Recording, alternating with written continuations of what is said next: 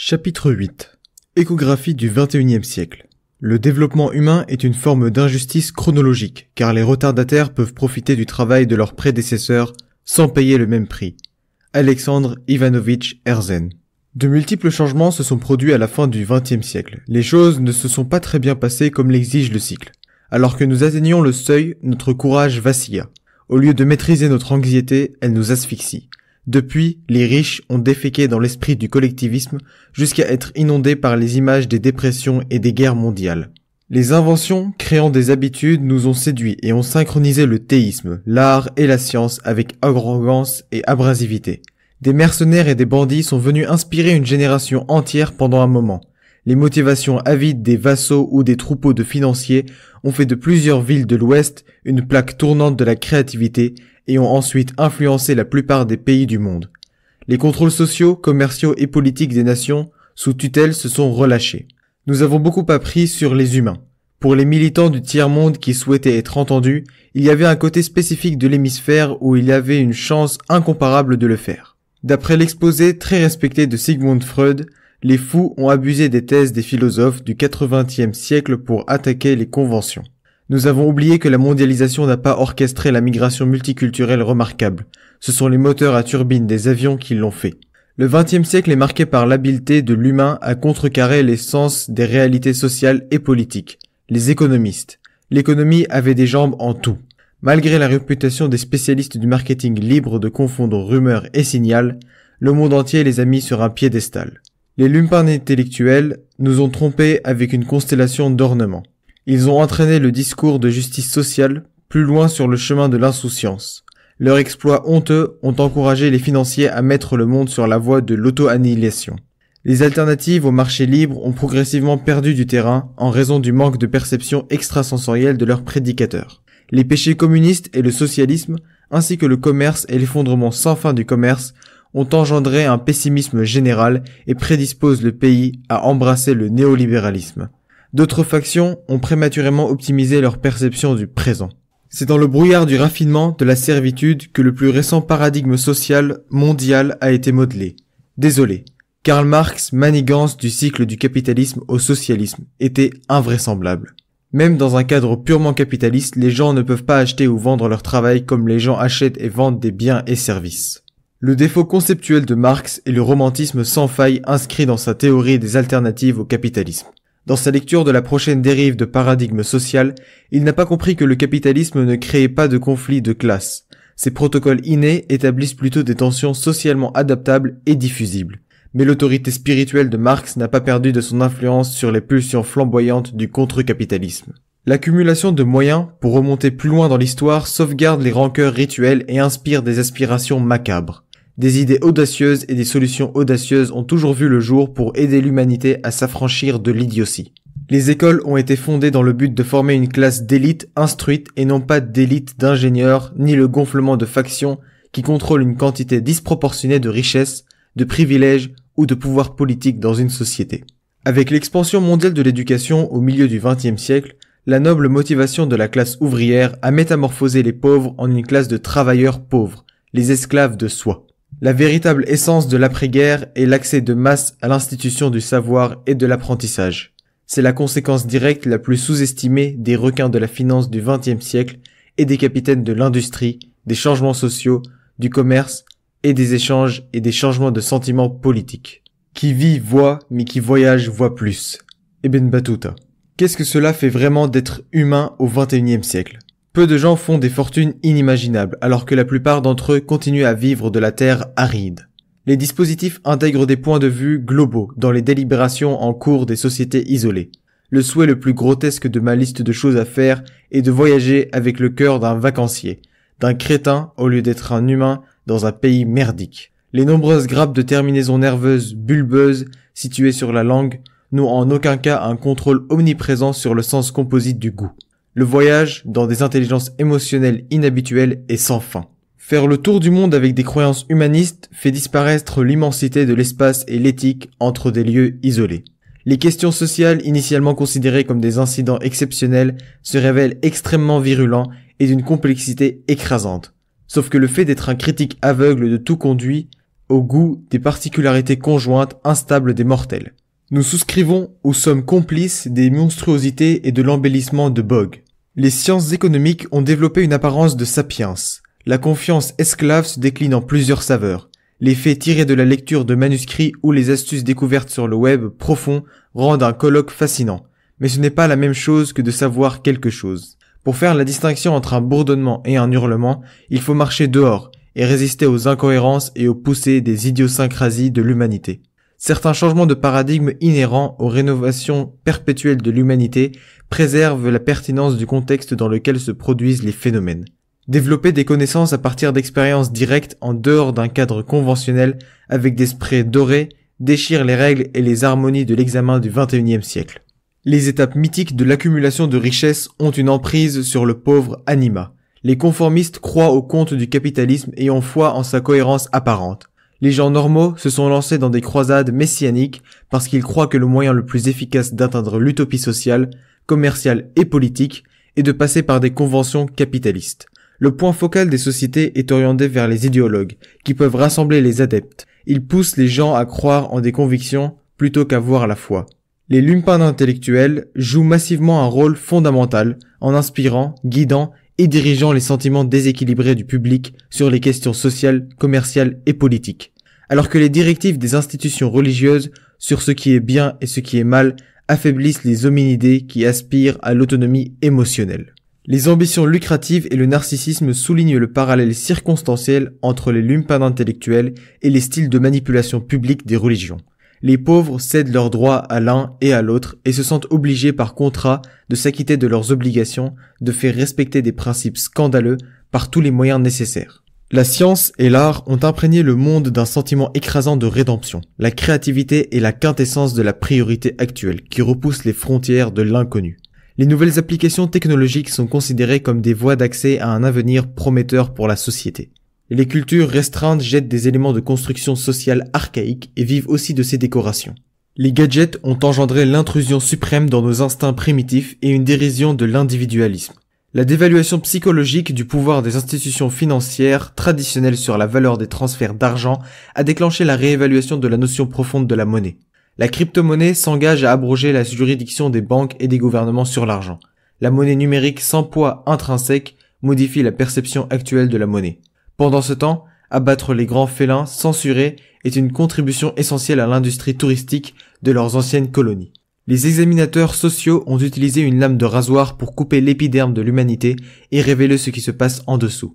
Installer une méridienne capitonnée en cuir collé classique Bellagio avec des boutons ottomans Bellagio au centre de la ville incitera les gens à révéler des secrets.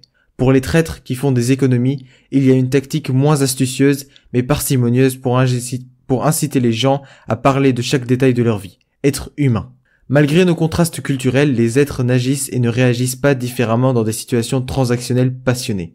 Actuellement, nous sommes tous en train de manœuvrer pour tomber dans la classe moyenne. La sensation la plus réconfortante en plein naufrage du Titanic n'était certainement pas d'être sur le pont arrière, le premier pilotis à disparaître dans l'océan. La vue du capitaine du navire, de son équipage et des riches virevoltant sur le pont avant était peut-être une source d'inspiration. Les désirs qui sous-tendent le comportement humain sont très anciens. L'essence de notre quête reste fondamentalement la même. En apparence, la permanence et l'universalité de la folie sociale et politique la plus évidente sont paradoxales par rapport aux ambitions globales et aux talents partagés des humains. Les Noirs ne devraient jamais être accueillis dans le verre de l'éducation. Ils devraient savoir que leur position dans la vie consiste à couper le bois et à tirer de l'eau. Hendrik Wrench Verwoerd. Un rayon de lumière plus brillant dans le noir n'est pas toujours bon signe. Nous embellissons la peinture contradictoire du XXIe siècle à 2 étages. La flamboyance des couleurs de la toile décrit le privilège et l'arrogance de ceux qui travaillent dur pour que les dés continuent de bien rouler. À l'arrière-plan, il y a les corps émasculés de travailleurs pauvres, naïfs, qui font tout le dur labeur. La beauté de ce chef-d'œuvre induirait même un connaisseur en erreur pour contester les préjugés biologiques distincts et met en évidence la lutte des classes. Dans tous les coins et recoins du monde, les riches semblent toujours donner des capacités profondes et prodigieuses qui dépassent de loin celles des pauvres. À l'époque médiévale, les esclaves serviteurs voyaient des enfants de familles riches se faire instruire à la maison par un tuteur privé et les voyaient grandir pour devenir les maîtres de leurs enfants. Les personnes ayant des connaissances ont toujours été hautement honorées par leurs compatriotes. Par conséquent, aux yeux des pauvres, la connaissance signifie une valeur nette et sûre. Nier la méchanceté de la colonisation dans l'état actuel des choses dans le tiers-monde est une naïveté qui fait mal au ventre ou une insolence cruelle. Les maîtres ont laissé à leurs anciennes colonies la culture de la gouvernance de merde, l'éducation qui ne mène à aucun emploi et les richesses minières massives mal utilisées et empochées par quelques-uns au détriment de beaucoup. Le traumatisme des chroniques de la guerre froide a repris une seconde vie alors que les nations riches se démènent pour préserver la saga des ressources naturelles. Les récupérateurs financiers occidentaux, les pilleurs de souvenirs et les adolescents haussiers avec l'aide d'organisations internationales, les muscles et les bras longs jouent un rôle dans la limitation des conversations de tiers-monde autour de l'ascendance de la démocratie. Leur triomphe ne repose pas sur des vices féconds, tels que la corruption ou la corruptibilité. Ils ne pourraient pas réaliser leurs fantasmes monstrueux sans les gyrations de la complicité, ou du moins de la complaisance des générations soumises post-colonisation. Pour la raison apparemment révoltante que la prémisse stupide, à savoir qu'un tyran doit prendre fermement le pouvoir pour qu'une nation réussisse et prenne son avenir en main, s'applique uniquement à l'hémisphère sud. Les notions erronées romancent la lutte pour la justice sociale partout dans le monde. Un humain n'est pas par nature une créature docile. L'asservissement peut germer dans des conditions favorables ou par mutilation sévère et prolongée de l'esprit. Indépendamment de la période ou de la culture, les hommes et les femmes réduits en esclavage par la violence étaient toujours soumis à la torture ou à d'autres peines ou traitements cruels et inhumains à vie. Les menottes n'étaient pas seulement utilisées pour restreindre les mouvements, mais aussi pour humilier les individus provocateurs. L'esclavage a cessé d'être le mode de production conventionnel comme avant. Depuis, les esclaves se sont fondus dans la foule des indigents. L'ignominie d'être réduit en esclavage est bien pire que d'être pauvre en poussière. Mais tout mauvais traitement prolongé nuit à l'estime de soi. Les gens perdent le sens de leurs droits et de ce qui est juste. Le poids de l'oppression persiste plus longtemps dans les fragments émotionnels qui portent les instructions du processus de pensée. C'est un puissant contributeur à certains problèmes immortels dans l'évaluation des problèmes et les méthodes de prise de décision des pauvres. La propagande implacable, les actions politiques et la richesse de leur style de vie somptueux ont incité les pauvres à pousser tous leurs atouts dans des perspectives conformes à la devise hypocrite du capitalisme. Une chose pourrait être dite à propos des hommes et des femmes qui embrassent leur horrible destin. Conspirer assidûment pour l'émancipation de leurs enfants. Leurs dures conditions de vie sont un puissant élan à envisager et à proposer à leurs enfants un style de vie somptueux avec une horde de domestiques et un bassin rempli de pièces de monnaie. Il n'existe aucune déclaration écrite. L'éducation, perçue par la classe ouvrière, est un moyen d'accumuler des richesses et d'augmenter la part du pouvoir. La stratification de la société a toujours les investisseurs en haut et les travailleurs en bas. Les pauvres gens qui déchirent leur cœur se laissent enchaîner par des chaînes dorées qui ne sont rien d'autre que des abrutis méprisables. Ils blâment les gens quand c'est le système qui est en cause. Filiberto Ojeda Rios. Le ballon rempli de pauvres ne diminue pas comme il le pourrait potentiellement. Les économistes affirment sans équivoque que les prolétaires n'ont besoin que d'une formation multidimensionnelle et d'une recherche d'emploi de qualité pour obtenir un rendement pécuniaire sur leur cerveau amélioré. La clé de l'existence de première classe omet délibérément le contexte social et politique. Rien n'est plus faux. La notion d'éducation, comme remède à tous les problèmes de l'humanité, en particulier la pauvreté, s'est avérée être un argument de l'ignorance, indépendamment des dogmes commerciaux et des échanges adoptés. L'éducation à elle seule ne suffit pas à briser les contraintes de la pauvreté. Celui qui se trouve au bas de la pyramide sociale est souvent accusé d'être réticent aux exercices cérébraux. Une telle remarque désobligeante ne tient pas compte de la lutte des prolétaires qui doivent rester plus longtemps sur la roue à ras pour gagner assez pour subvenir à leurs besoins. La qualité sans valeur de l'enseignement supérieur dans les pays en ruine aggrave la situation de leurs pauvres à l'échelle mondiale.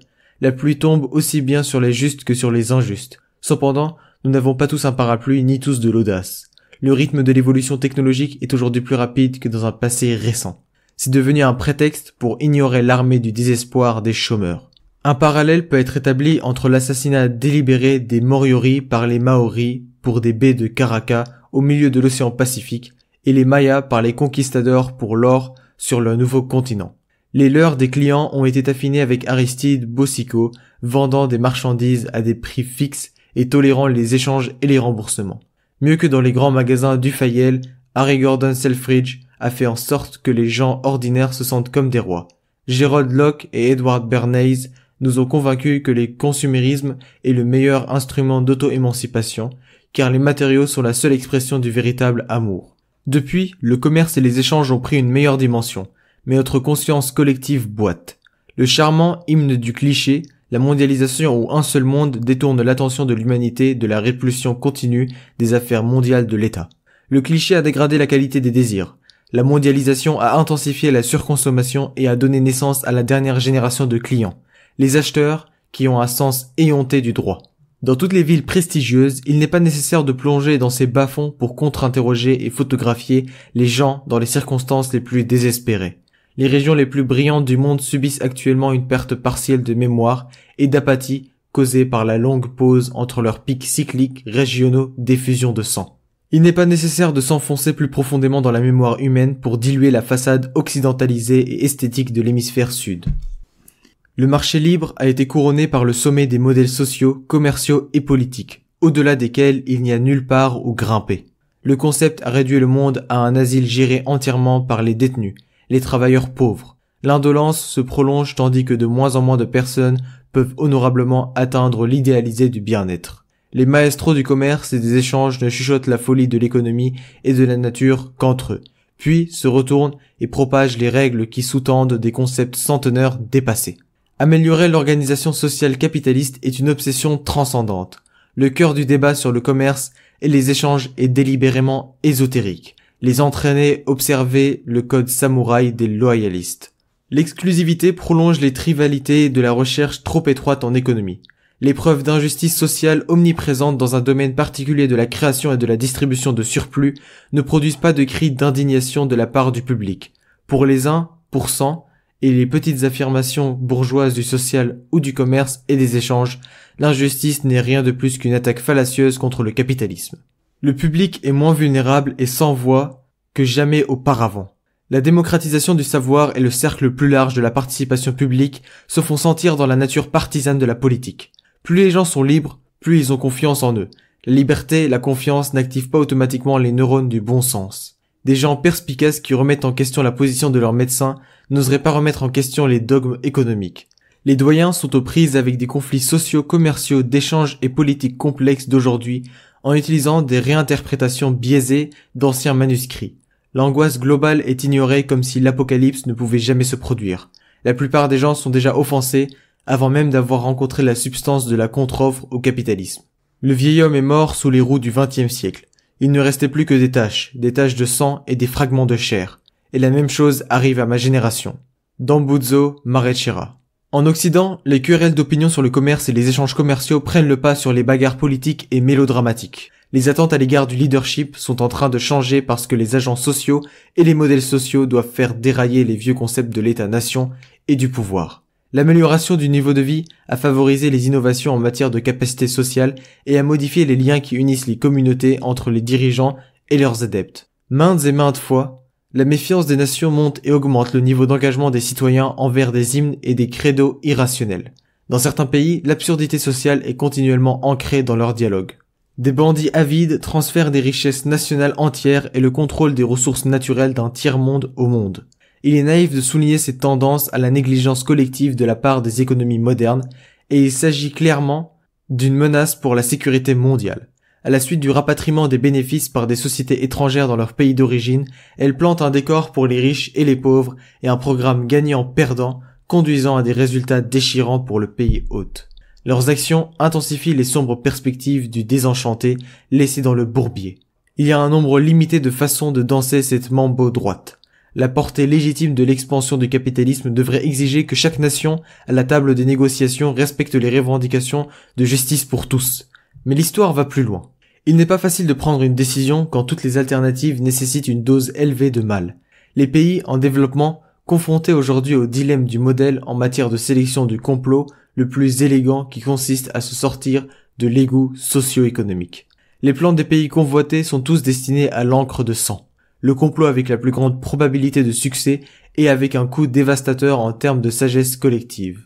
La perception de la réalité de l'esclavage chic rationalise la ruine du tissu social, sauf qu'ils veulent neutraliser la pauvreté omniprésente en prenant part au commerce du XXIe siècle tout en s'accrochant étroitement à leurs arrangements, croyances et rituels de chasseurs-cueilleurs primitifs. Une autre option, suivant les traces des nations hautement développées en développant une impressionnante industrie de défense, puis en encourageant les opprimés à se rebeller contre les tyrans, ce qui génère de nouveaux ordres des régimes totalitaires pour que les armes écrasent toute résistance et la technologie militaire pour espionner les masses.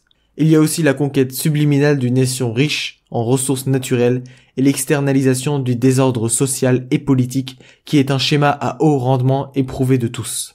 Longtemps après l'indépendance, des conditions absurdes de privilèges et de droits continuent de déclencher des collisions et des massacres. Les mœurs antédiluviennes sont de fermes bastions de l'auto-admission des factions. Les démarcations de groupes fondés sur la physionomie et les habitudes mesquines ont imprégné la routine et les conventions mondaines. L'émaciation des nations pauvres est principalement due à des facteurs endogènes tels que le repère défectueux de ses habitants en matière de traits de leadership. Les groupes sociaux artificiels coloniaux continuent de placer les dialogues le long des lignes de faille de l'identité. Alors que le contrôle continue de se renforcer, les vestiges de la tradition de colonisation continuent d'abriter les différences socio-économiques. Un aspect souvent négligé, mais d'une importance cruciale, c'est la mesure dans laquelle l'urbanisation des pays du tiers-monde propulse l'égoïsme. On pourrait facilement faire valoir que la nature de l'individualisme des pays pauvres est pire que celle de leurs riches homologues. Le conformisme est perceptible de la part de leurs intelligentsia. Elle ne découle pas des pressions morales et des représailles auxquelles les dissidents ont souvent été soumis. L'individualisme pernicieux piège toutes les couches de classe mondiale dans des guerres dévastatrices, et la prodigalité bien au-delà de la corruption et de la corruptibilité. L'hypocrisie inclusive du public occidental actuel et l'acculturation du reste du monde à l'égard de l'Occident contournent les témoignages de condescendance des nations sous-développées. Les sociétés anciennes ont demandé l'aide du surnaturel pour opérer le nouveau-né, possédant les gènes les plus malfaisants pour mener une prédation épique. La méchanceté des dirigeants était universellement la source de fierté nationale. L'histoire commémore les groupes souillés par l'appétit insatiable de subjuguer leurs voisins faibles et d'étendre leur territoire. L'autodénigrement produit suffisamment d'idées fausses pour faire baisser le niveau de bon sens. L'émaciation moderne des nations pauvres doit être attribuée à des facteurs endogènes tels que le repère défectueux en matière de traits de leadership. Dans une société où le narcissisme est l'attribut humain le plus estimé, l'air est plein d'inclinaisons obséquieuses et les leitmotivs des débats manquent d'autres ingrédients que le politique. Quand il s'agit de choisir un leader, il s'agit d'un lutin, avec la plus grande capacité de tromper la masse de l'homoncule intellectuel ou la vitalité pour résister à l'attaque mentale et physique des nains. Les gens refuseraient simplement d'admettre les péchés de leurs élus et les soutiendraient imprudemment jusqu'à la tombe. La fidélité liée à la religion, à l'ethnie, à la classe sociale l'emporte sur l'intérêt national. Les liens ridicules nourrissent la mégalomanie de leurs dirigeants.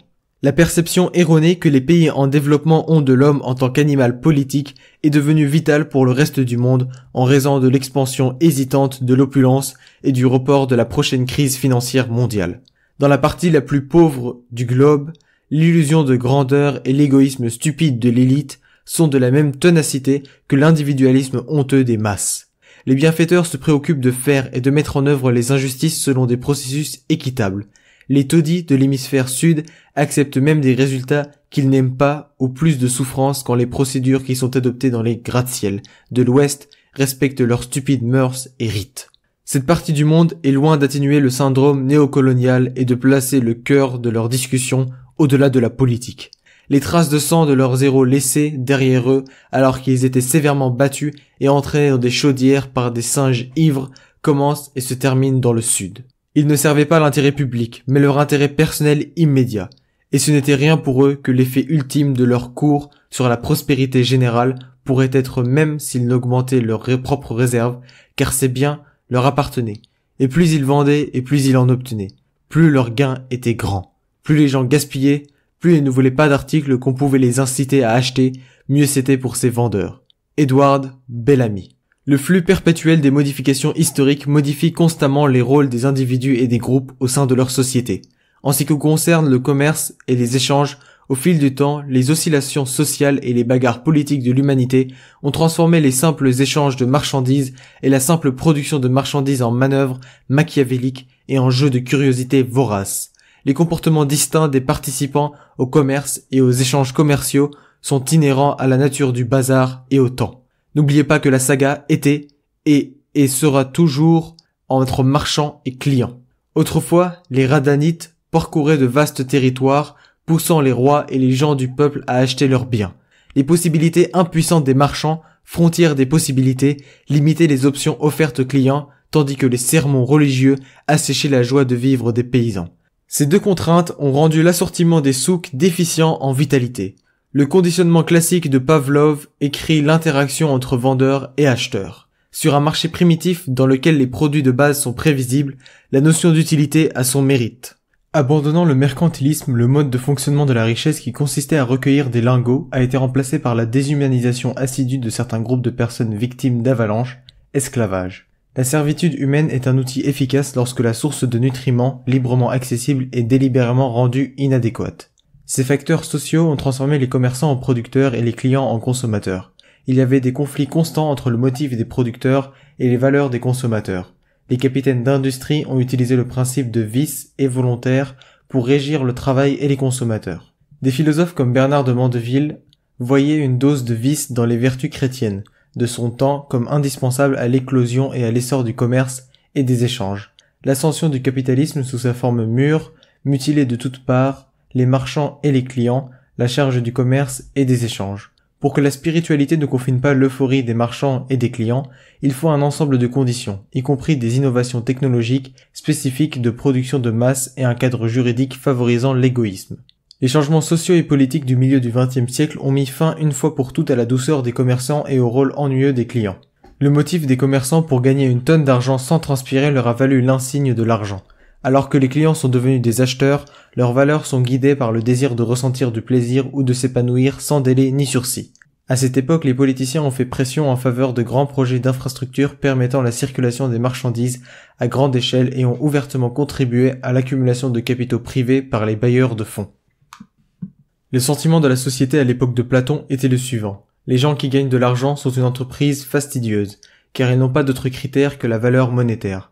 Les gains réalisés par d'autres ou les avantages qu'ils tirent de la conformité ou de la complaisance des autres. Dans la juridiction capitaliste, les marchands sont des financiers impitoyables, et leur motivation est de gagner une tonne d'argent. Cet objectif ignoble exige de savoir comment briser l'indifférence des clients. Les entreprises de l'ère commune, avec l'aide d'un bataillon de clics visites, sont toutes centrées sur l'évocation des délires des clients. Les marchands imaginent et crachent avec enthousiasme de nouvelles fonctionnalités complémentaires que la production de l'essentiel monotone de l'être humain. De nos jours, les marchands ruminent sans cesse sur des procédures astucieuses et adaptées pour que leur piège fonctionne. La préférence des entreprises pour étourdir l'indifférence d'un client semble illimitée lorsqu'il se mélange à des stimuli romantiques, des intimidations intellectuelles et une considération individualisée pour les gens ordinaires. Le plein pouvoir de préférence a été transféré des vendeurs aux producteurs, puis aux financiers. Au XXIe siècle, les financiers ne peuvent ni obliger ni contraindre les clients, mais plutôt influencer les consommateurs à prendre des mesures ou à agir. Aujourd'hui, nous vivons la notion d'influenceur et d'influencé. José Julián Martí Pérez. Au XXIe siècle, les humains passent collectivement plus de temps à sculpter, à promouvoir et à réajuster les aliments et les choses qu'à cultiver ou à produire des commodités. La soif de l'argent et le mal du consommateur sont les essences les plus fraîches du commerce et de la valse commerciale. Notre examen du commerce et des échanges commerciaux n'a pas fait de progrès significatif. Les économistes abusent du terme rareté pour contrecarrer l'influence des financiers et l'impulsion des consommateurs et pour tracer de jolis graphiques. Cette ruse a eu des répercussions profondes. Le démembrement du commerce et des interactions commerciales commence à s'imprégner d'approches socialement inclusives. De nouvelles rationalisations de l'influence des financiers et de l'impulsion des consommateurs sont en train de voir le jour. Les clients sont absolument insensibles aux efforts concentrés des marchands pour fournir de l'ecstasy, à moins qu'un panier de valeurs spécifiques assigné à un article ne valide leur impulsion. Pour simplifier, l'indifférence d'un client dépend des paramètres d'échange, du sentiment intuitif et du fait qu'il continue à exister. Les implications de ces propositions sont au cœur du chapitre alinéa de ce livre. Il y a plus que ce que le collectiviste peut imaginer. Nous sommes depuis longtemps d'accord pour dire que la nature humaine n'est pas figée. La nature humaine est essentielle pour élargir la confusion sur les raisons pour lesquelles nous faisons ce que nous faisons. À première vue, les routines humaines semblent tout à fait absurdes. Les jumelles de la science font avancer les causes sociales telles que la pauvreté, l'inégalité et le chômage. L'intellectualisation superficielle de la nature humaine rend le contexte et la perspicacité tout aussi critiques pour comprendre la proportion de toute créature à agir. Les réflexions sociales encadrent la poursuite de l'épanouissement des clients sur une échelle de contingence caprice. Les innovations technologiques jettent un nouvel éclairage sur la complexité des systèmes de contrôle des cellules et révèlent ce que les humains ont longtemps pensé être des voies intérieures, une âme, plutôt des récepteurs biologiques. Les biologistes ont cessé d'adhérer aux travaux obsolètes d'Hippocrate et de Galien. Étant donné les progrès radicaux de la science et de la technologie au cours des dernières décennies, c'est un délit de disséquer les acteurs du commerce et des échanges commerciaux et de négliger les percées majeures en neurosciences. Les actions et les réactions de l'homme se résument à des neurotransmetteurs qui jouent un rôle majeur dans le façonnement de la vie et des fonctions quotidiennes. Un neurotransmetteur influence subliminalement les actions du client à travers un nombre remarquable de mécanismes. Les 5 sens traditionnels sont les capacités physiologiques des organismes. Ils jouent le rôle de convertir un signal physique externe en un signal neuronal que le cerveau peut comprendre. Dans la mythologie grecque, Zeus lui a donné une boîte et lui a dit qu'elle ne devait pas l'ouvrir, mais elle l'a ouverte et a libéré toutes les maladies et les maux dans le monde. La tentation est soudée à la proximité dans l'espace. La propension est la clé de l'attraction. La valeur de proximité a été le facteur dominant des clients qui marque l'ère du pré-mercantilisme. L'intestin humain est la valeur de subsistance du système nerveux entérique ou comme l'appellent les experts en neurosciences, notre deuxième cerveau. Cette valeur a marqué le paradoxe du progrès social capitaliste alors que les terres communales s'emparaient des paysans et que l'idée d'échanger une foi contre des moyens de subsistance se répandait. La conséquence de l'augmentation de la densité de la main-d'œuvre non qualifiée dans les villes conduit à l'omniprésence de la subordination universelle et aux nécessités physiologiques, la valeur alimentaire.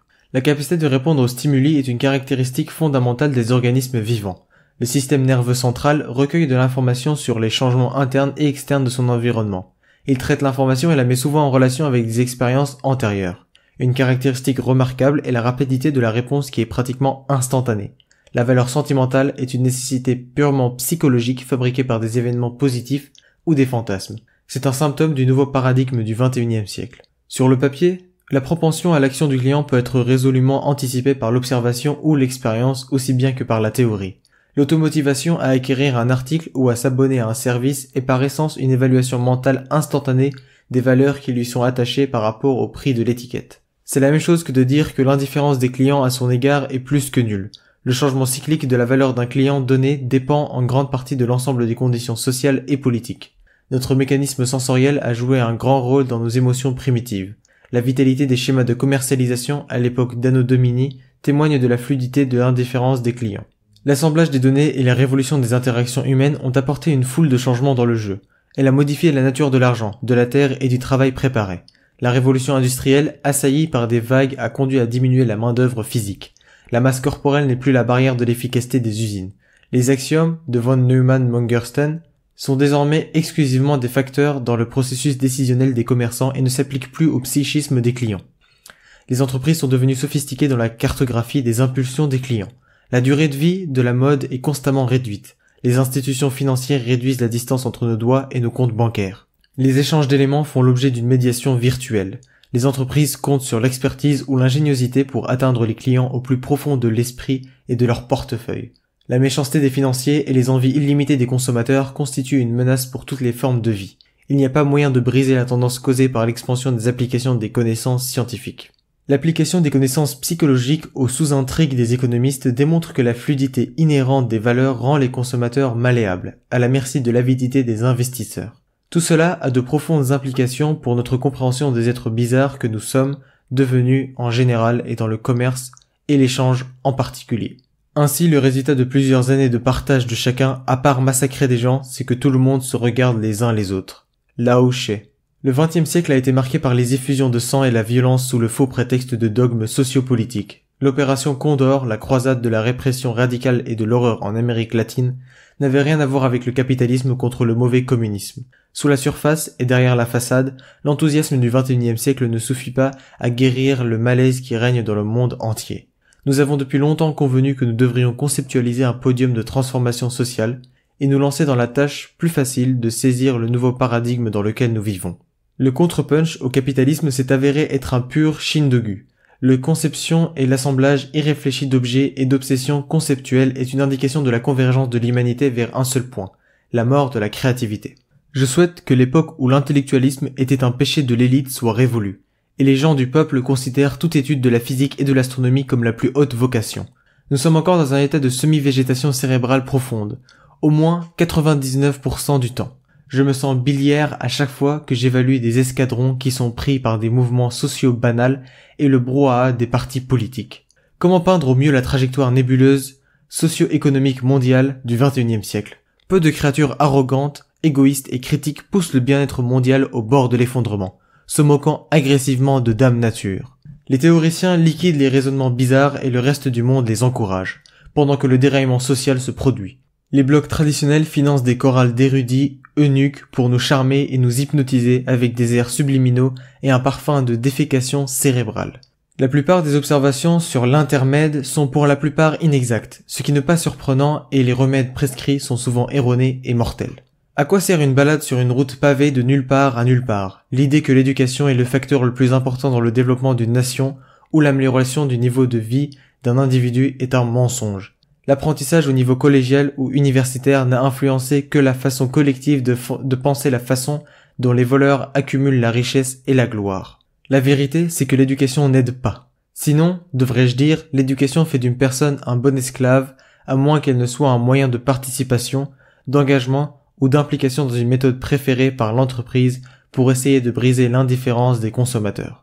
Beaucoup, sinon la plupart, des érudits estiment que le devoir qui leur est imposé est d'éblouir leurs semblables et de permettre aux escrocs de faire avancer leur carrière. Les faibles rejoignent les factions reconnues comme doctrines. Ils se transforment en la meilleure forme primitive d'eux-mêmes pour gravir les échelons. Les courageux ont naturellement l'inclination de bâtir un consensus autour d'une conviction irrationnelle en comblant le vide empirique nécessaire pour justifier les injustices. Le moyen de préserver leur faiblesse est de plonger dans la réalité et de la caricaturer. Ils sont connus comme créatures du mal, ayant imposé leur idéal de justice distributive différemment, allant de la manipulation du système à l'abattage en masse. Les demi-dieux imposent une approche interne cohérente pour la recherche artistique et scientifique en reproduisant l'uniformité de la nature dans l'univers physique, sans la signification et l'effet du personnage dans la non-uniformité de la vie sociale. Expliquer des concepts utilisant un processus purement axiomatique ne laisse aucune place à la réflexion. La symétrie des théories et de la réalité s'étend davantage à une consommation préjudiciable. Le monde entier remplit frénétiquement les cavités de la connaissance pour réaliser le caprice d'un côté de la Terre sur lequel nous avons tous appris à compter et à envier.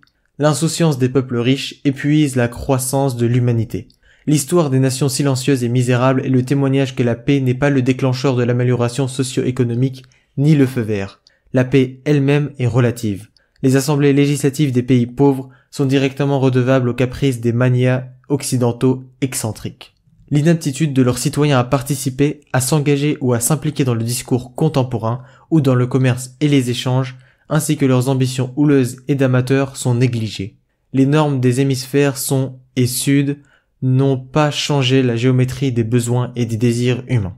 Des traditions vieilles intégrant les airs, la vanité et la religion des anciens locataires font partie de l'écosystème infécond du tiers-monde.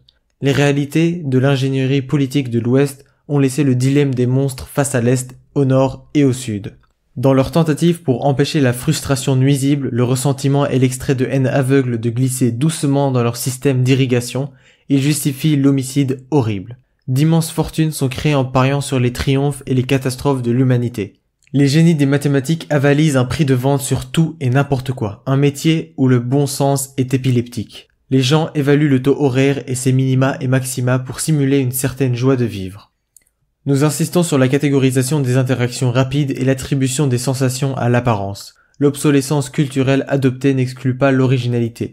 Des êtres gaspilleurs et insatiables auxquels s'ajoutent des nations endettées veulent juste une originalité qui ne dure pas. La prédominance de l'illusion d'adéquation intellectuelle découle des séquences d'apprentissage élevées, d'un engagement ignoble envers le contrôle social au moment du changement social. L'intelligentsia ne règne pas sur le monde. Les érudits sont les serviteurs, pas les maîtres. Les questions spécifiques appellent des réponses directes. Qui servent-ils?